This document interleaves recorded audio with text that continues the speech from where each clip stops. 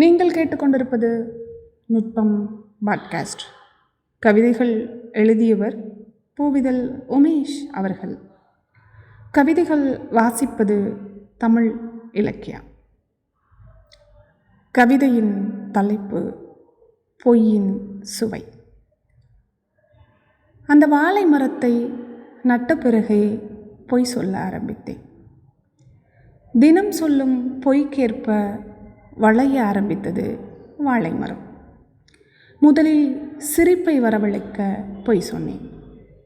கேலி செய்யவும் மற்றவர்களை திருப்திப்படுத்தவும், நான் திருப்தி அடையவும், மற்றவர்களை தப்பிக்க வைக்கவும், நான் தப்பித்து கொள்ளவும் என பொய்க்கான காரணங்கள் பெருகின.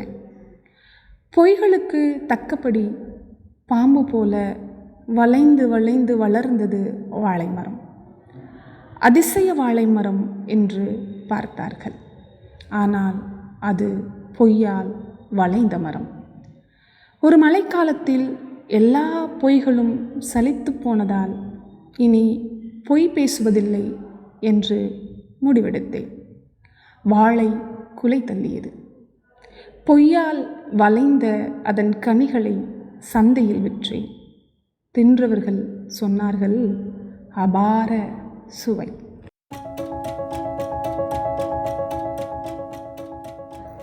கவிதையின் தலைப்பு எல்லா படிவங்களிலும் இந்தி. தூங்கும்போது ஒரு போர்வையை விட முக்கியமானது அம்மாவின் கை. நான் தூங்க படுத்தவுடன் என் மீது நீல போர்வையை போர்த்தி ஒரு கவிழ்ந்த படகை உருவாக்குவாள் அம்மா. இரவுக்கடலில் இப்படித்தான் போக வேண்டும் என்று கூறுவாள்.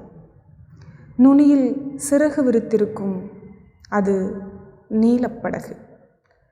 கூலிக்கு போய் வந்த அலுப்புக்கும் அசதிக்கும் நடுவிலும் நண்பர்களைப் போல தோற்றமளிக்கும் சொற்களை கூறுவாள்.